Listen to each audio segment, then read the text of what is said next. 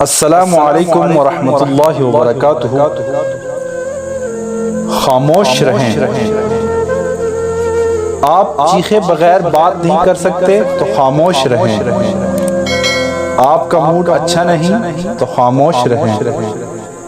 اگر آپ کے الفاظ سے دوستی کا خطرہ ہو تو خاموش رہیں۔ اگر آپ کے پاس پوری معلومات نہیں تو خاموش رہیں۔ اگر آپ کے الفاظ دوسروں کو تکلیف دیتے ہیں تو خاموش رہیں۔ اگر آپ کو بات کرنے کے بعد شرمندگی کا ڈر ہو تو خاموش رہیں۔ اگر آپ کے الفاظ کے بعد دوسروں کو غلط تاثر ملے تو خاموش رہیں۔ جب غصہ بہت زیادہ ہو تو خاموش رہیں۔ جب سننے کا وقت ہو تو خاموش رہیں۔ یاد رکھیں، ایک بامعنی خاموشی بے معنی الفاظ سے بہتر ہوتی ہے۔